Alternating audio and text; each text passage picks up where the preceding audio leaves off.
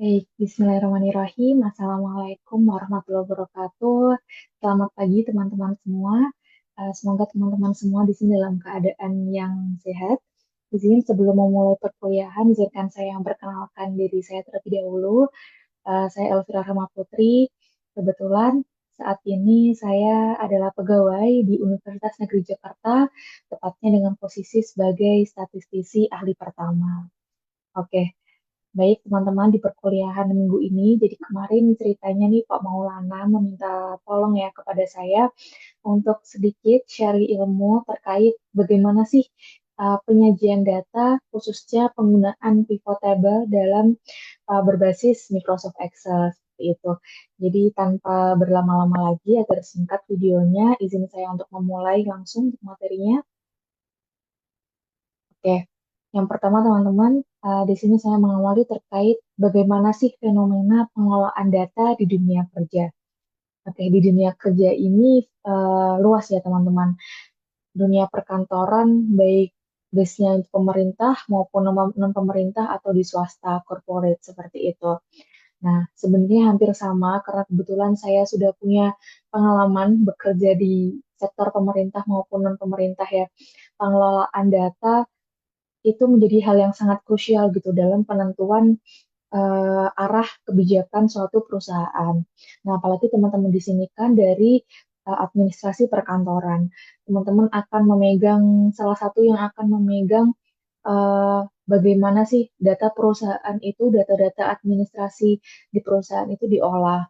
Nah, sehingga teman-teman harus memiliki bayangan terlebih dahulu bagaimana sih sebenarnya pengelolaan data di sebuah perusahaan itu. Oke, yang pertama, data administratif itu bervolume besar dan terus bertambah. Kenapa bervolume besar?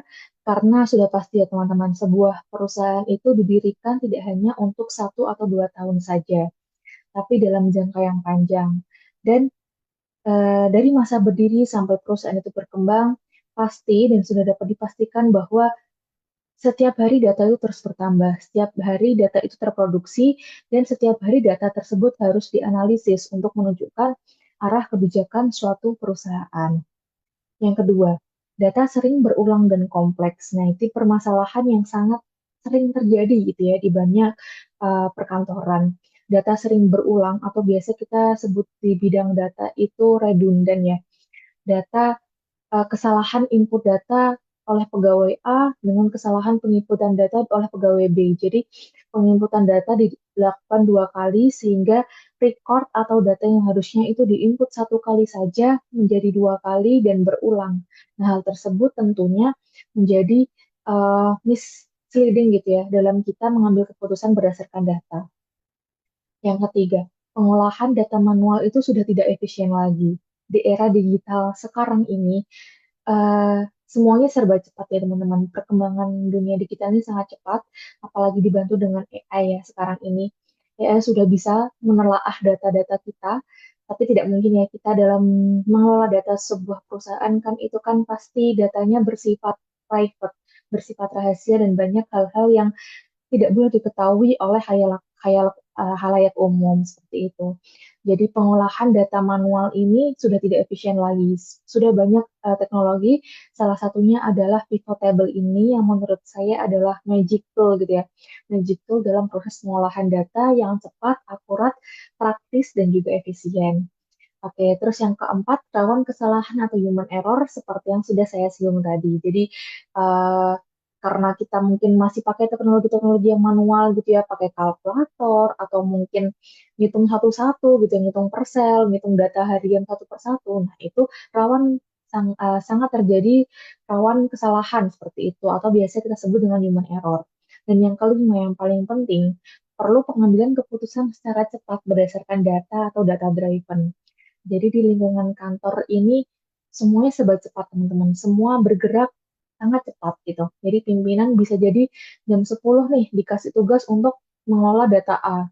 Bisa jadi jam 12 bukan data A lagi yang diminta, tapi data A digabungkan dengan data B. Jadi permintaan dari pimpinan ini sangat cepat dan ritme di sebuah perkantoran itu sangatlah cepat sehingga kita sebagai karyawan Dan sebagai generasi yang melek akan teknologi digital ya harus bisa untuk menyesuaikan dengan cepat. Nah, oke, selanjutnya. Nah, ini adalah beberapa contoh yang mungkin teman-teman sudah tidak asing ya. Terdapat beberapa contoh data administratif yang sering kita jumpai di dunia perkantoran. Mulai dari absensi, pengeluaran pemasukan, surat masuk, inventaris, dan lain sebagainya. Nah, semua data tersebut itu membutuhkan proses data yang cepat, akurat, dan juga mudah dipahami. Nah, disinilah pivot table, si tools yang sangat magic gitu ya. Kalau menurut saya nih bener-bener magic banget. Kayak eh, mungkin beberapa tools, teman-teman mungkin berpikir gini, beberapa tools hanya bisa dikuasai oleh mereka yang paham statistik, atau mereka yang paham matematika, atau mereka yang paham IT seperti itu. Tapi menurut saya pivot table yang berbasis Microsoft Excel ini adalah tools yang wajib gitu diketahui dan bisa dikuasai oleh seluruh karyawan. Karena kenapa? Dalam proses rekrutmen pivot table ini banyak sekali menjadi prasyarat gitu ya, menjadi tes masuk kerja gitu digunakan untuk memahami bagaimana sejauh mana kemampuan seorang karyawan itu dapat mengelola suatu data dengan cepat. Nah, apa sih pivot table itu? Pivot table adalah fitur atau tools di Microsoft Excel untuk meringkas, menganalisis, dan menyajikan data secara cepat, tepat, dan juga dinamis. Nah, fungsinya apa saja? Ini banyak banget. Bisa mengelompokkan data berdasarkan kategori tertentu, melakukan perhitungan data secara otomatis seperti sum, count, average, dan lain sebagainya, menyajikan data dalam bentuk laporan yang sistematis, mempermudah proses analisis data secara cepat dan efisien, melakukan filtering dan sorting data sesuai kebutuhan pengguna, serta dapat mengidentifikasi pola, tren, dan perbandingan antar data. Mungkin setelah nanti saya demokan gitu ya bagaimana cara kerja dari pivot table ini, teman-teman bisa memahami atau melihat secara real gitu ya bagaimana fungsi dari pivot table ini. Oke. Nah, ini adalah beberapa istilah gitu ya yang wajib teman-teman menurut saya harus hafal gitu di luar kepala karena ini sangat menjadi basic dalam proses perhitungan dan pengelolaan data, tidak hanya di Microsoft Excel, di banyak tools statistik dan juga tools-tools lainnya dalam pengolahan data, pasti istilah-istilah ini sangat sering untuk dijumpai. Oke, yang pertama ada sum. Ini gunanya untuk menjumlahkan seluruh nilai dalam suatu kategori. Keywordnya adalah menjumlahkan. Oke, yang kedua adalah count atau frekuensi, menghitung jumlah data atau jumlah transaksi. Jadi inilah kata kuncinya adalah frekuensi dan juga transaksi kalau count. Yang ketiga, average, mean atau rata-rata digunakan untuk menghitung nilai rata-rata dari suatu data. Yang keempat dan yang kelima harusnya teman-teman sudah tidak asing ya. Ada max, nilai maksimum yang menunjukkan nilai terbesar, dan min, nilai minimum yang menampilkan nilai terkecil dari suatu kelompok data. Seperti itu. Oke, selanjutnya sebelum kita masuk ke tutorial ya teman-teman, di sini ada prinsip data yang baik atau prinsip data terstruktur. Nah, beberapa syarat ini harus terpenuhi ya teman-teman. Ini ada 1, 2, 3, 4, 5. 5 syarat yang setidaknya harus teman-teman penuhi sebelum teman-teman itu menggunakan pivot table. Jadi kan kita ada namanya raw data atau data mentah. Nah, di situ teman-teman harus pastikan yang pertama bahwa data itu memiliki header atau judul kolom yang jelas dan spesifik. Yang kedua, tidak boleh ada data atau baris atau kolom yang kosong. Jadi seluruh data dalam dataset itu harus lengkap. Tidak ada data yang miss, tidak ada data yang nol gitu ya. Yang ketiga, format data dalam satu kolom itu konsisten. Nah, contohnya di sini ada kolom date. Kolom date ini menggambarkan tanggal ya teman-teman. Ada kalanya teman-teman nanti akan menjumpai banyak kasus data yang sangat berantakan gitu ya di perusahaan. Mungkin di baris yang pertama, dia menunjukkan format tanggal. Tapi di baris kedua, dia menunjukkan format teks atau angka gitu. Jadi formatnya dalam satu kolom itu berbeda-beda. Nah, di syarat ketiga ini, format data dalam satu kolom itu harus sama. Oke, selanjutnya tidak ada merge cell atau kolom yang digabung. Jadi nggak setiap satu sel itu menggambarkan satu data yang unik. Tidak boleh ada yang digabung gitu. Mama, kalau sel yang ini disatukan dengan sel yang ini, nah otomatis sel tersebut tidak mungkin terbaca gitu di dalam sistem pivot table. Dan yang terakhir adalah tidak ada data duplikat atau data ganda yang akan merusak interpretasi dari hasil data yang asli. Yang kedua, tidak ada tipe atau penulisan data, karena pasti sistem membacanya itu berbeda ketika ada terjadi tipe. Lalu yang paling penting adalah satu baris sama dengan satu data unik. Artinya, dalam satu baris kayak ini row pertama atau baris pertama, baris kedua, baris ketiga, itu merupakan pengamatan yang unik. Tidak ada data yang double, tidak ada data yang duplikat. Itu seperti yang sudah dijelaskan di awal tadi.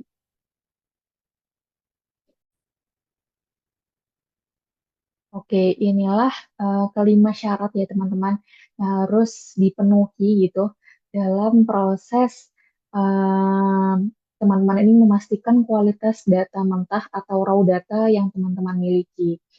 Jadi mulai dari judul kolom ini sudah pasti harus unik ya, tidak boleh ada yang sama, harus jelas dan spesifik menggambarkan dari isi kolom tersebut. Oke, mungkin uh, tanpa berlama-lama ya teman-teman, saya langsung saja untuk uh, mulai tutorial penggunaan pivot table. Oke, sebentar.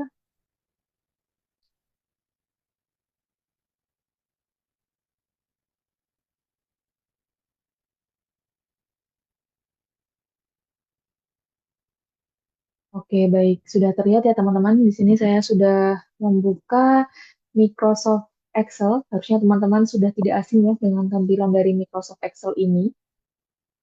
Nah, di sini teman-teman saya punya data coklat sales. Coklat sales ini penjualan dari coklat ya teman-teman. Dataset ini saya ambil dari Kaggle, source-nya ini. Nanti teman-teman bisa buka dan data ini juga akan saya bagikan nanti. Nah, gimana sih cara membaca data ini gitu ya teman-teman? Harusnya teman-teman secara sekilas sudah bisa ya menerjemahkan bagaimana data ini, bagaimana membaca data ini. Nah, ini adalah data transaksi harian ya teman-teman. Kalau bisa dilihat di kolom paling kiri ini adalah kolom date, tanggal, menunjukkan tanggal transaksi penjualan coklat itu tanggal berapa. Lalu yang kedua adalah salesperson. Ini adalah orang. Siapa sih orang yang menjual coklat saat tanggal segitu gitu ya. Lalu country. Country ini adalah negara di mana si sales ini menjual coklat tersebut. Lalu produk. Produk ini adalah nama jenis atau kode ya, nama jenis-jenis coklat yang dijual itu kan banyak. Nah, ini adalah ada di kolom produk ini. Lalu amount ini adalah jumlah penghasilan atau jumlah pendapatan yang didapatkan oleh si salesperson ini ketika menjual si produk tersebut. Lalu box ship ini adalah jumlah berapa package atau berapa kotak sih yang berhasil dijual oleh sales tersebut gitu. Oke, teman-teman, semoga teman-teman bisa memahami ya terkait dataset ini. Teman-teman juga bisa melihat dokumentasi lengkapnya nanti terkait informasi per variabel di link ini yang sudah saya bagikan. Oke, oke teman-teman. Untuk membuat pivot table ini cukup simpel ya teman-teman. Teman-teman tinggal Ctrl A, ya saya ulangi, Ctrl A dimanapun, Ctrl A, lalu pilih Insert.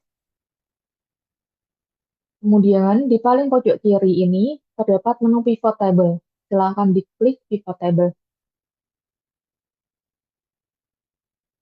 Oke, maka akan muncul pilihan ini teman-teman. Choose where you want the pivot table to be placed. Nah, ini artinya kita mau bikin pivot table di mana? Di sheet yang baru atau di existing worksheet gitu. Apa apa sheet yang sudah ada seperti itu. Nah, kita pilih new worksheet agar otomatis membuat sheet baru ya di sini. Oke. Nah, ini tampilan awal ya teman-teman. Jadi teman-teman bisa memahami di sini. Di bagian sini itu ada nama-nama dari kolom, judul kolom yang ada di dataset tadi ya. Ada date, salesperson, country, product, amount, bookship gitu. Di sini ada semua. Nah, di sini ada filters, rows atau baris, columns atau kolom, dan values seperti itu. Nah, seperti yang sudah saya singgung tadi ya, ada beberapa kata atau rumus lah formula yang harus teman-teman hafalkan, seperti sum, average, count, dan sebagainya. Di sini mungkin saya mau mulai dari sum dulu ya. Nah, saya ingin kasih contoh dulu terkait sum. Nah, teman-teman kayak gini kan hilang. Nah, ini tinggal klik saja seperti ini. Nah, umpama nih, saya pengen eh, melihat contoh seperti ini. Bentar. Total penjualan per negara. Oke. Di sini saya pengen tahu nih, berapa sih total penjualan per negara itu? Total penjualan coklat per negara itu berapa sih? Oke, klik pivot table-nya. Nah, di sini ada beberapa keyword atau kata kunci ya, teman-teman. Yang pertama adalah negara. Biasa saya baca dari belakang ya, teman-teman. Ada kata kunci negara, ada kata kunci penjualan, dan ada kata kunci total, seperti itu. Nah, negara, kita masukkan dulu. Oh, ternyata kita butuh data country atau data negara. Kita masukkan ke rows. Sebenarnya masukkan ke columns juga bisa. Kita masukkan ke rows, oke. Lalu penjualan. Kalau kita bicara tentang penjualan, otomatis kita bicara tentang penghasilan, pendapatan. Ini ya, amount. Kita masukkan ke values. Apa sih yang mau ditampilkan? Oh, penjualannya. Jadi kita butuh angka dari amount ini masukin ke values. Oke. Selanjutnya, kata kuncinya adalah total. Di mana total ini adalah sum. Di sini udah benar ya, sum. Nah, kalau masih belum benar, teman-teman klik di sini. Lalu klik value field setting. Nah, di sini teman-teman harus pastikan apakah itu sum, count, apakah average. Nah, karena kita mau mencari total ya teman-teman, kita pastikan ini adalah sum. Klik OK. Oke. Nah, ini otomatis akan sudah jadi gitu ya. Di sini kita bisa tahu, oh bagaimana sih total penjualan per negara gitu. Kira-kira negara mana sih yang paling apa ya menghasilkan penjualan yang paling tertinggi gitu. Nah, untuk kita bisa short nih, kita pengen tahu dari yang terbesar ke terkecil. Tinggal di blok aja datanya, lalu klik ini tab data, lalu Z nih. Oke.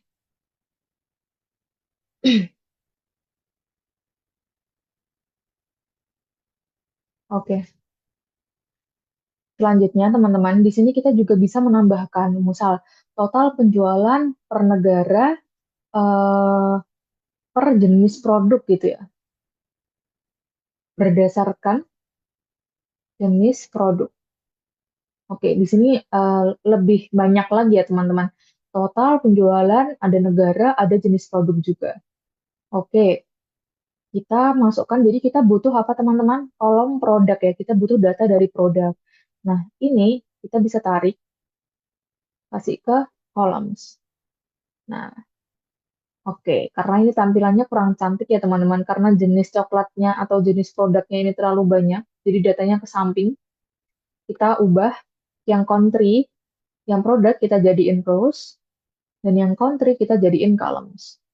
Oke, dan jadilah analisis multidimensional gitu.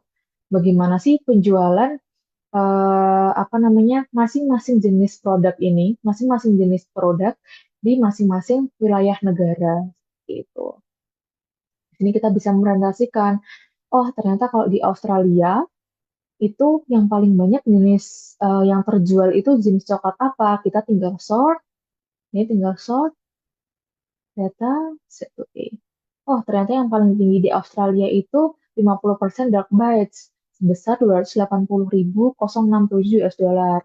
Lalu eclairs, milk bars, dan paling sedikit itu yang terjual adalah after nines di Australia. Seperti itu. Jadi analisisnya lebih banyak dan lebih multidimensi seperti itu. Oke, mungkin saya lanjut dulu ya. Ini sudah sum terkait total penjualan. Selanjutnya kita lanjut ke average ya teman-teman atau rata-rata. Oke, ulang lagi, Ctrl A ya teman-teman, Ctrl A, insert, pivot table. Nah, karena kita sudah bikin sheet average nih di sini, klik existing worksheet, average. Oke. Nah, kita punya pivot table yang baru untuk meneliti terkait rata-rata seperti itu. Nah, di sini saya pengen mengamati nih, gimana sih rata-rata transaksi per salesperson gitu. Saya pengen mengamati bagaimana sih kinerja dari apa namanya pegawai gitu dalam menghasilkan rata-rata transaksi yang dihasilkan. Sorry, biar tidak ambigu ya, jangan pakai kata rata-rata jumlah pendapatan per salesperson gitu. Saya ingin tahu siapa sih salesperson yang paling menghasilkan penghasilan paling banyak gitu. Oke, kita baca dari belakang ya teman-teman. Kita otomatis perlu data salesperson. Salesperson kita tarik, masukkan ke rows. Oke, lalu pendapatan, pendapatan tadi kita masukkan dari kolom amount, kita tarik. Lalu yang kata kunci selanjutnya adalah rata-rata. Karena ini masih sum ya teman-teman, kita klik buat ganti ke average. Lalu pilih value plate setting, lalu pilih yang average. Oke, udah ganti average of amount. Klik OK. Nah, otomatis di sini data ini menampilkan bagaimana rata-rata pendapatan per salesperson.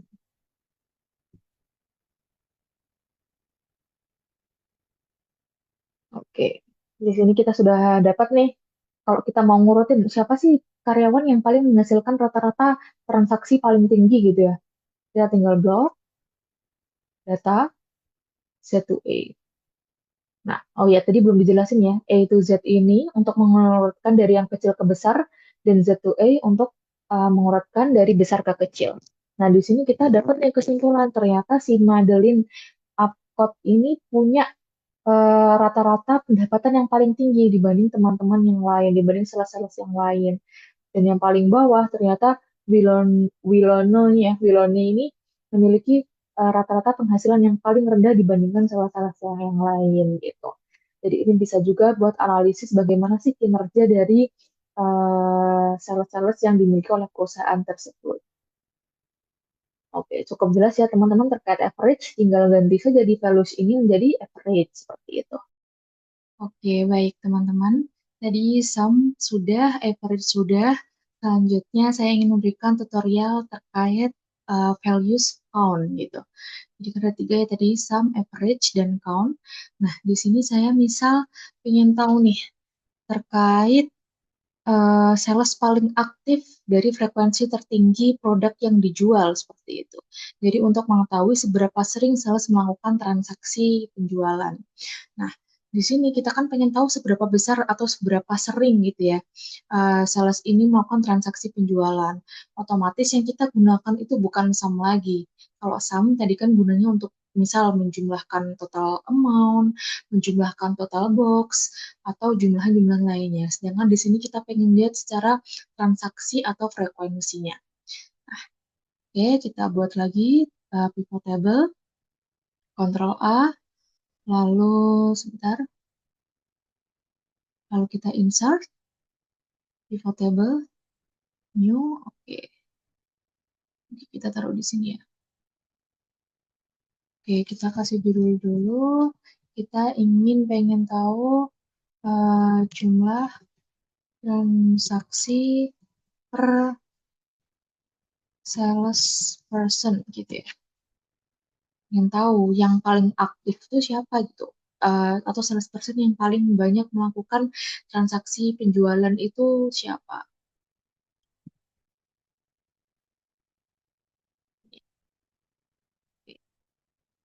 Oke, kita baca dari belakang ya teman-teman. Jadi kita perlu data salesperson. Kita masukkan salesperson di bagian rows. Oke, sudah. Lalu kita pengen tahu transaksi penjualan frekuensi yang paling banyak. Nah, kita lihat transaksi kita bisa lakukan dengan transaksi harian ya teman-teman. Kita lihat. Dan kita untuk melalui data unik, untuk mengetahui data unik berapa kali transaksi bisa dilihat dari count of date atau jumlah frekuensi dari tanggal si sales person tersebut. Nah, pastikan bahwa di sini adalah count, klik OK. Oke. Nah, di sini kita urutkan terlebih dahulu ya, teman-teman. Klik data, lalu set to A. Set to A, oke, sudah. Nah, di sini bisa diketahui ya teman-teman, ternyata si Kelsey Walkden ini adalah salesperson yang paling aktif gitu, paling aktif melakukan transaksi penjualan dibandingkan dengan sales-sales yang lain. Dan yang paling terendah ternyata Camelia Castle, dia hanya punya 96 transaksi penjualan di antara sales-sales person yang lain. Oke, kita kasih nama dulu ya ini. Oke, sum sudah, average sudah, dan count sudah. Oke, misal nih teman-teman, saya ingin membandingkan, bentar, saya pengen kasih filter nih di sini. Di sini ada kolom filter ya teman-teman. Saya pengen eh, evaluasi bagaimana sih perbandingan sales teraktif di tahun 2022, 2023, dan 2024. Otomatis kita perlu date lagi ya teman-teman di bagian filter. Kita masukkan. Nah, lalu di sini sudah otomatis tertambahkan filter di sini. Kita klik di sini filter, klik select multiple items. Oke, centang all-nya dimatikan. Lalu kita tinggal ketik 2024. Oke. Otomatis di sini menampilkan bagaimana data di tahun 2024 terkait jumlah transaksi penjualan yang dilakukan oleh salesperson seperti itu. Dari 2024 ya, tercentang semua 2024-nya. Kalau kita pengen ganti nih, pengen lihat yang 2023, pengen bandingin dengan tahun yang sebelumnya. Tinggal ketik 2023, klik OK, maka otomatis semua tahun 2023 terchecklist gitu ya. 2024 sudah tidak terchecklist lagi, 2023 terchecklist. Klik OK dan otomatis juga data akan diperbaharui seperti itu. Oke, selain adanya filter ini teman-teman, di pivot ini juga terdapat yang namanya slicer. Nah, di menu pivot table analysis ini, teman-teman bisa klik, lalu di sini ada ya, namanya insert slicer. Tinggal ditambahkan insert slicer. Nah, apa sih yang mau kita tambahkan? Misal, kita ingin analisis juga per country-nya gitu ya. Country-nya, masukkan oke. Nah, otomatis ada inputan slicer berupa country. Misal, kita matiin filternya, kita pilih semua periode, klik OK. Jadi otomatis semua periode 2022 sampai 2024 terchecklist ya, menggambarkan data secara keseluruhan. Lalu kita pengen analisis Australia saja mungkin ya. Ini kan terchecklist semua ya, Australia, Kanada, India, New Zealand, UK, USA, semua terchecklist. Kita pengen Australia doang, tinggal klik yang bagian Australia. Oh, ternyata jumlah transaksi penjualan per salesperson yang ada di negara Australia itu sekian gitu. Madeline Apcott memiliki keaktifan yang paling tinggi dibandingkan sales-sales yang lain. Selanjutnya, kita pengen lihat yang UK gitu ya. Oh, ternyata kalau di UK, si Jehu Rutherford ini memiliki keaktifan yang paling tinggi dalam melakukan transaksi penjualan dibandingkan sales-sales yang lain. Nah, gimana kalau kita pengen multi select gitu ya? Nggak cuma UK, kita pengen UK dan USA. Tinggal klik ini, multiple choice ini, lalu USA-nya juga diklik UK dan USA. Otomatis ini adalah hasil aggregate count dari UK dan USA seperti itu. Nah, mungkin masih banyak ya berbagai fitur di pivot table yang teman-teman ini bisa apa namanya explore lagi ya teman-teman. Karena banyak sekali fitur-fitur yang bisa kita manfaatkan di dalam pivot table ini seperti itu. Di sini kita juga bisa misal membuat sebuah uh, visualisasi seperti itu teman-teman. Misal saya ingin tahu produk per country gitu ya. Kita masukkan country, umumnya, sum, oke. Nah, ini kan menunjukkan jumlah total penjualan di masing-masing negara seperti itu ya. Kita pengen ini kita jadikan sebuah chart atau visualisasi. Nah, tinggal di sini diklik di salah satu tabelnya, pivot table analysis. Nah, kita tinggal masukkan di sini ada menu pivot chart. Kita klik pivot chart. Nah, kita tinggal pilih mau column, line, pie, bar, dan sebagainya. Di sini saya mungkin contoh column aja ya. Klik OK, bar chart, maka otomatis bar chart akan muncul seperti itu. Nah, ini tinggal kalian apa namanya visualize aja, mau warnanya diubah dan sebagainya, silahkan. Jadi pivot table ini selain kita agregasi berbentuk tabel ya teman-teman, kita di sini juga bisa memvisualisasikan secara otomatis dari pivot table yang sudah kita buat. Oke, seperti itu. Nanti teman-teman bisa explore dari dataset ini nanti akan saya berikan, explore hal-hal lain yang bisa dieksplor dari dataset ini menggunakan pivot table. Seperti itu ya teman-teman. Oke, mungkin tutorialnya cukup sekian. Saya izin share untuk tugas ya teman-teman. Ini untuk menilai apakah teman-teman sudah paham atau belum terkait tugas yang diberikan. Di sini dengan dataset yang sama seperti tadi, saya ingin teman-teman melakukan dua hal, dua nomor ya, sedikit doang kok, dua nomor. Yang pertama adalah evaluasi produktivitas sales. Pimpinan perusahaan ingin menilai performa salesperson dari berbagai aspek. Nah, ini nanti teman-teman buat masing-masing pivot table dari poin-poin yang sudah saya cantumkan di sini. Contoh yang pertama adalah top 5 sales dengan nilai total penjualan atau revenue terbesar. Top 5 sales dengan nilai rata-rata penjualan tertinggi, dan top 5 sales dengan frekuensi transaksi tertinggi, seperti itu. Yang kedua, analisis pendapatan per negara per tahun. Nah, tujuannya pimpinan perusahaan ingin menganalisis pendapatan dari tiap negara per tahun di 2 tahun 2022, 2023, dan 2024. Berapa total pendapatannya, top 3 negara yang memiliki pendapatan tertinggi, dan bottom 3 negara yang memiliki pendapatan terendah.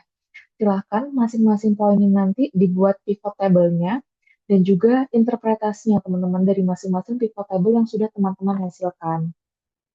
Jadi nanti dikumpulkan dalam format Excel. Di dalam Excel tersebut ada nanti pivot table-nya. Lalu yang kedua adalah interpretasi dari tabel yang sudah dihasilkan dari teman-teman. Seperti itu. Oke, mungkin untuk perkuliahan kali ini cukup saya cukupkan sampai sini ya teman-teman. Semoga bisa dipahami dan bisa diaplikasikan secara nyata nanti ketika teman-teman mungkin mulai magang atau teman-teman mulai masuk ke dunia kerja. Oke, saya cukupkan. Terima kasih teman-teman atas perhatiannya. Semoga kita bisa bertemu ya di lain waktu. Cukup sekian. Wassalamualaikum warahmatullahi wabarakatuh. Terima kasih teman-teman.